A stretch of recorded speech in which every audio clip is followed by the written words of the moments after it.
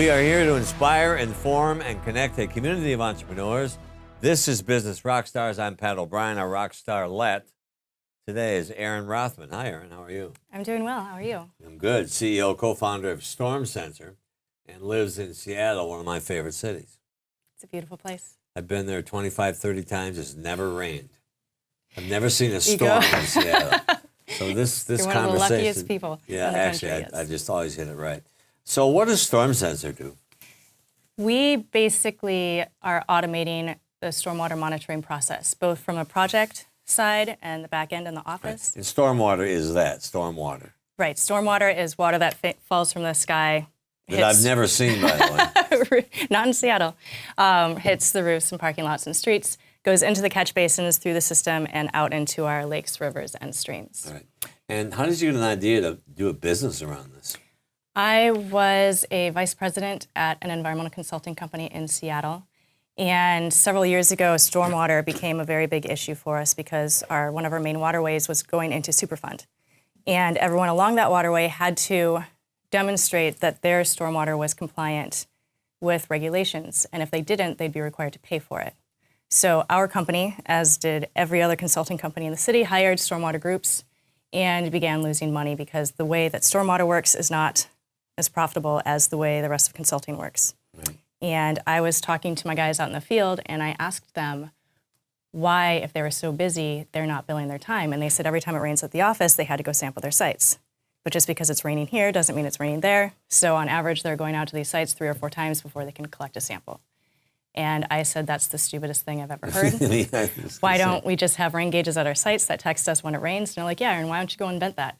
And I said, I will. And I'm going to call it StormSensor. And it became kind of the go-to for every inefficiency in the office. StormSensor would solve it. StormSensor would solve it. What you're trying to prevent, what are you trying to prevent? We aren't trying to prevent anything so much right now. We ultimately want to be able to identify, track, predict, and prevent stormwater pollution in real time. Where it goes. Well, that's a big job. We'll get into it in a minute. Do you always want to be an entrepreneur? Yes. I have been working on some project or another. I started selling my first product when I was 12. I made And what was that? I made necklaces, and Right. my mom's friend who owned an art gallery sold them for me. How much? $25 a necklace. What? I know, for a 12-year-old, it's pretty solid. Did you pay taxes on it? I did not. So you've done a lot of things to lead up to this. Was it all a natural progression? I've always intended to work for myself, and I've always wanted to build a company. When I was a consultant, I found it very easy to do the consulting aspect of it, and I therefore got bored very fast. But I was the 8th employee, and I realized because our company was growing so quickly, I went from staff scientist to a vice president in 5 years. And during that time, I had an entire company that I could kind of experiment with and try new things. So I told myself it was my paid MBA that I could learn at the company. And that's a good idea. What's a typical day like for you? I generally wake up at 7, walk my dog, Right. grab my chai from Starbucks. And from there, it's all emails, setting up meetings, going to meetings, practice or messing with our software, with what our CTO's done to Is that home stuff or? We all work out of our homes right now. So you all connected by computer? Computer, and we have weekly meetings in person. Do you have any tricks to being productive? Yes. I have a list every day. I go through my list, and every night I look at what I haven't completed and what is the priority for the next day. So I pick 3 things that I absolutely have to do. And once I start working on something like that, I don't multitask, because once I multitask, I'm gone. So I do exactly that one thing that I'm working on and nothing else for a set period of time or until it's done. Until it's done. How many times did you have to explain your idea to how many people? Hundreds. Yeah. I'm still explaining my idea. To me, yeah. But you'd think they would get it, right? In Seattle, now, I have given so many talks and so many presentations and met with so many people that stormwater is almost a common topic. So people get stormwater now.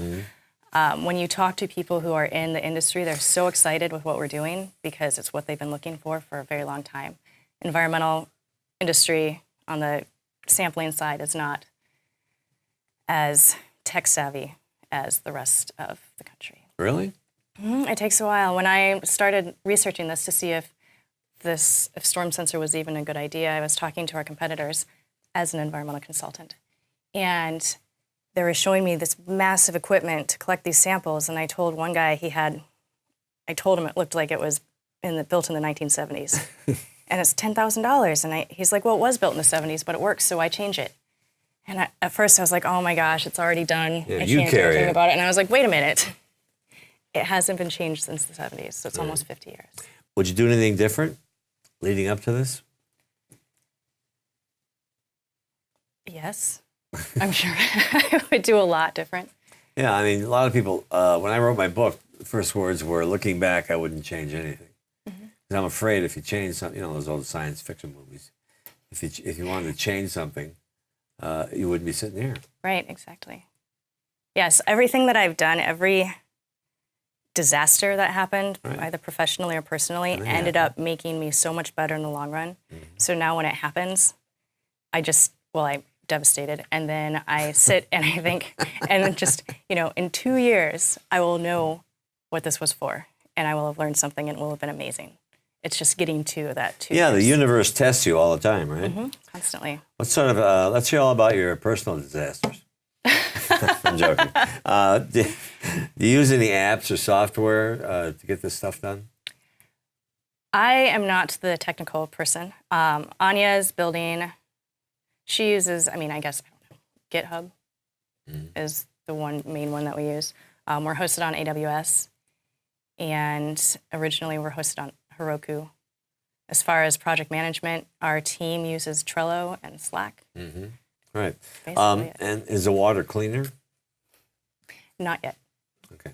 But it will be cleaner. It will be. Right now, they don't have. So what happens is that they can sample, they can afford to sample. I'm talking about municipalities, industrial facilities, can sample at the end of a pipe where the stormwater hits the bay or the river or whatever.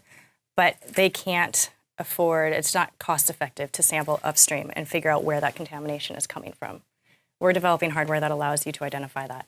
Right. Well, you put these storm sensors in the water, and you get everything from the duck boats and all that kind of stuff, right? Yes. All that's kind of there anyway, right? Yeah, exactly. So what do you do about that?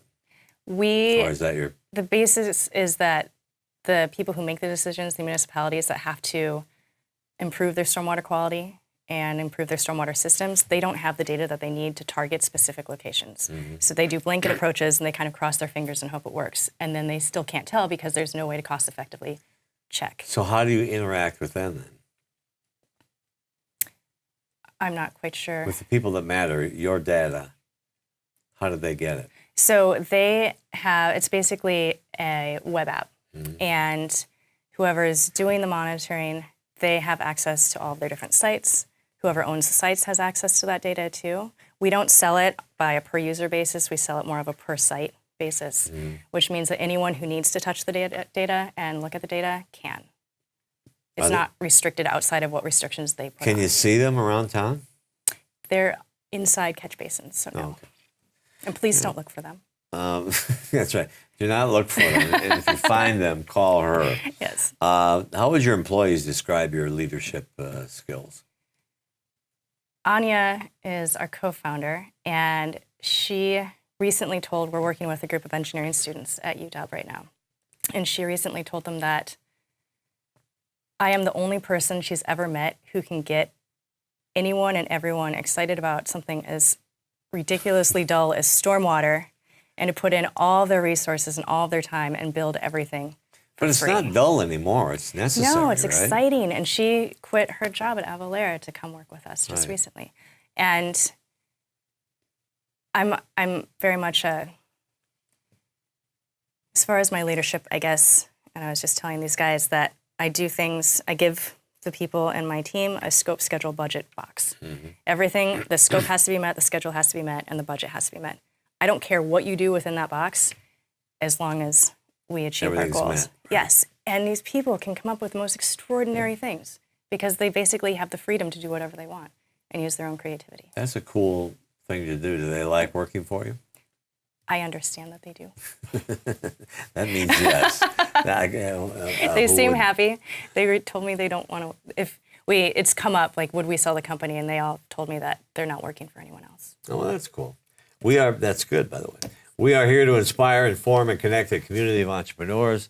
This is Business Rockstars. I'm Pat O'Brien. Back in a minute. We are here to inspire, inform, and connect a community of entrepreneurs. I'm Pat O'Brien. This is Business Rockstars. Erin Rothman is our rock starlet today, and she's a co-founder of StormSensor. You know, when you deal with water and runoff water, there are so many. First of all, normal people don't. I didn't say you're abnormal, but most people don't even think about it, right? So anyway, let's go back to the beginning. So, were you interested in water? Is that what happened, or pollution? I or the realized after I got myself all involved in StormSensor that as a child I could just sit and watch water. I could fish for hours. I could sit in a stream and wonder what was in the water. I'd bring water home from ponds and try to figure out what was in it with my microscope. I was a super cool kid. Yeah, I like that too. I have a house in Nantucket. That's all I do all day long. Scoop stuff out of the ocean. Most people do. And look at it. So when you got the first idea, what did you realize? There are so many steps that you went through. Yes. Did you realize it was going to be that much work? I didn't. There's all this stuff about startups being hard, but I can't describe to you how hard it is. Yeah, because money can't fix everything in this thing, right? No, it really can't. There's a lot more than money. You have to have a drive and an enthusiasm and a vision, and you have to be able to work with your team and bring in other people to this team to see that same vision and to be as passionate about stormwater as I am. And people will tell you that your idea is stupid or that they don't want it, and one of your team members might hear that and say, well, the whole idea is wrong. We shouldn't do it. And so having to, one, learn to accept that some people aren't going to agree with you, and keep people encouraged when sometimes you have a lot going against you is very difficult. How bad was the stormwater before you started? It's pretty bad. Stormwater is the #1 cause of water pollution in urban areas. So it is now officially recognized as such. And people don't understand, everything runs into the water. yes. Every germ, let me just continue. Every germ, every rat, every bird feather, gum, cigarettes, cigars, pollen, some good things, but it all goes to water. It does. And in Puget Sound, King County did a study. In Puget Sound, for every 1 acre of paved surface, 1 million gallons of polluted stormwater goes into the Puget Sound every year. For 1 acre, 1 million gallons. Wow. How much funding did you need? We've done a lot on a shoestring budget. We've mostly bootstrapped it. We raised enough money over the summer so we could pay Anya and cover incidentals, marketing, legal, and things like that. We are working with University of Washington. We have our hardware prototype developed. We haven't received the funding yet to do a full test of that and build out. So we're working with University of Washington. Is it expensive? It's not terribly expensive. It's just a matter of working in hardware underwater. So there's a lot of risk there to investors. And stormwater is not something that everyone understands or sees as a valid market. What's the corporate culture around your company? Everyone that I work with on my team is so much more brilliant than me, and we can each do certain things exceptionally well. And I think it's very important for us to recognize that about each other. How long did it take you to figure that out? That we can't just all jump in a room and... I learned that years and years and years ago. Right. I spent a lot of time learning how not to manage from some managers that I've had. Right. We all have. Yes. Welcome to the TV business. I'm sure. But did you have a strategy for fundraising? We didn't. We didn't necessarily know that we wanted to or needed to raise money. What happened last year, we applied to and got accepted into the 9 Mile Labs Accelerator, which was a startup accelerator for B2B companies in Seattle. And we raised some money through them, and we went through that process. And again, almost at that point, while I hate for them to hear this, it was still kind of a joke. I didn't really think that we were going to build StormSensor. And then we were talking to investors, and people started getting excited. So we pitched all the angel groups in Seattle, and we went through all of their due diligence. It was very positively accepted. And then on Monday and Tuesday of 1 week, all of them called to say that they were not going to be funding us.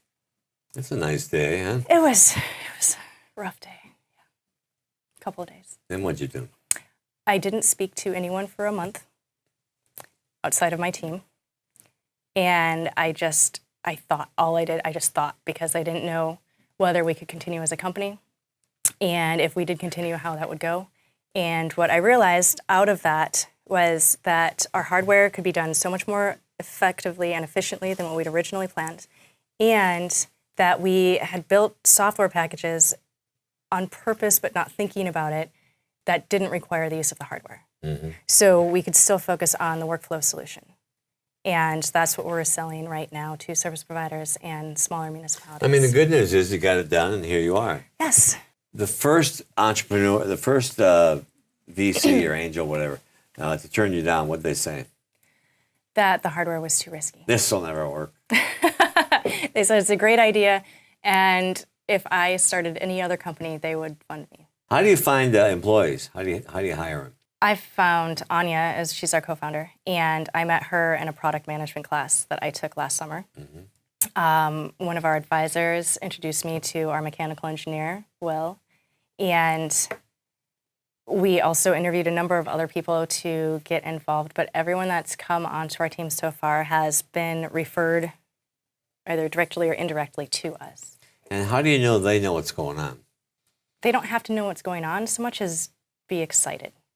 So I have bizarre ideas, I think. Well, I'm excited about it. I love the idea. So we're talking about the stormwater, the sensors that we're developing with UW.